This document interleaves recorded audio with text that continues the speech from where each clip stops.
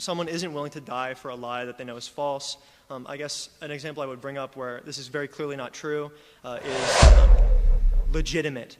And this new scripture says that it's like morally good to beat your wife if she talks back to you. Would you then do that? You're talking about the Quran. We don't believe in the No, Quran. I'm asking you, if there was a new piece of Christian scripture that had this specific moral commandment, would you then beat your wife? What happened when a skeptic challenges Frank Turek with some of the toughest moral and philosophical questions about Christianity? In this fiery exchange, questions like, can embarrassing details prove the Gospels are true? And would Christians obey immoral commands? Take center stage. Frank faces a barrage of thought-provoking hypotheticals, including whether people die for lies and how Christians discern morality. Can Frank navigate these challenging questions while defending the Christian faith? Join the conversation, weigh in with your thoughts in the comments, and don't miss this captivating dialogue that dives deep into faith, reason, and the moral foundations of Christianity. Let's get started. Yes, sir. What's your name? Hey, my name's Jake. Jake, go ahead, sir.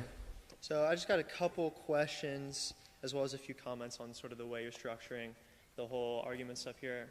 So you seem to be hinging pretty much, as you said, everything on the resurrection, and the proofs for the resurrection come in a few forms, mostly in like testimony of different people and then the actions that these people take because of their belief. And then you analyze this through multiple ways. So I just would like to go through a couple of these and ask you about them, and then maybe give my thoughts. As long as there's not too many, because you got a line behind. Sure, I'm you. just going to go with two of them. Okay. So the first one I want to bring up is the embarrassment test.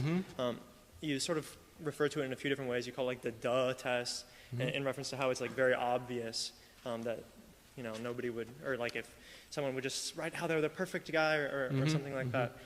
Like, do you think it's possible that it could have been that obvious to the people writing this story, that if they wrote themselves as this perfect hero, that it wouldn't be as a compelling story? And I would point to like every other story that's ever been created ever, where like we have protagonists who are imperfect, and that imperfection is what makes them like approachable and believable. Like nobody likes, I guess I'll use like Captain Marvel. I think it's a very good criticism of the embarrassing story line of evidence if we didn't have other lines of evidence. Sure. It doesn't stand alone. I agree with you. Of course. But I couldn't go through all the eyewitness testimony. I couldn't go through the fact that it was written down early. I couldn't go through the fact that there's undesigned coincidences in there. I couldn't go through corroboration from external sources. I couldn't go through the prophecies. We just didn't have time. Yeah. But if you get the book, you'll see it fits. And if you take any one piece of evidence out, without the others, it's a lot weaker, but you put it all together, you have a very strong argument. So one more, I guess I have two more that I want to go through super fast. You say like someone isn't willing to die for a lie that they know is false. I guess an example I would bring up where this is very clearly not true is Jewish people or people harboring Jews during the Nazi regime and the Holocaust. When the Nazis came, they asked, hey, do you know where any Jews are? Are you sheltering any? People would say no and die for that because it was a lie. And so it's very clear that people are able to die for a lie that they believe will have greater or will affect an outcome that they believe is greater than the lie that they're But you see, with creating. regard to the Jews, they're doing the right thing to protect innocent people from evil. And they were willing to take the risk in order to save those innocent people from evil. And frankly, maybe they couldn't live with themselves if they didn't. Sure. So that's not a parallel to what the New Testament writers did. The parallel I would draw is that when someone believes that what they believe is correct and or will have greater outcomes than them just telling the truth or whatever, it's very clear that you can martyr yourself for a lie that you know is false. So all this shows Such as what? All this shows is that the people who wrote of the testimony or whatever, either they believed that it was true for false reasons, or they believed that dying for that lie would give them, they believed that was the right thing to do for the right for thing to do reason. For what? For any given reason. It doesn't have to be that But it was true.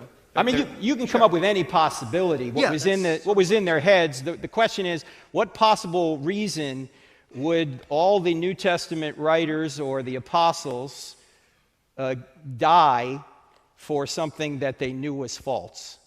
Maybe that they believed that in doing so they would. All of them? Maybe some of them. Maybe others didn't. So when you say like taking out one part of it will make something weaker, when I bring up the embarrassment test. That's sort of the response I would give here, where just because I can't come up with a perfectly compelling reason why a number of people would do a specific thing doesn't make your argument more or better. Well, everybody's got to evaluate the evidence for themselves. Yeah. But Jake, let me ask you this. If Christianity were true, would you become a Christian? Yeah, of course. Obviously I would. Can I ask like one more question in that same vein, like a response from that question? Okay, last one. Sure.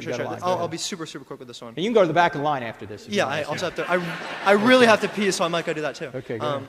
Let's say, so I'm assuming you use the Bible to interpret like moral law, assuming that everything in the Bible is true. You base your like moral beliefs off of Scripture, as it is like one-to-one in Scripture to the objectively correct moral law. I'm just going to make that assumption here. Is that true? Well, give me the circumstance you're talking of. So, like the Ten Commandments, like those are like true things that are objectively true, and you follow them to the best of your abilities. Except, well, yeah, keep holy the Sabbath no longer applies. Yeah, sure. Okay, like yeah. up until the most recent sure. like changes, you follow them to the best you can. Yeah, go ahead. So let's say like a new scripture was uncovered, and then there's a new council of Trent or whatever council goes about examining a scripture and implementing it if it is found to be legitimate. And this new scripture says that it is it's like morally good to beat your wife if she talks back to you. Would you then do that? You're talking about the Quran. We don't believe in that. No, I'm asking you, if there was a new piece of Christian scripture that had this specific moral commandment, would you then beat your wife?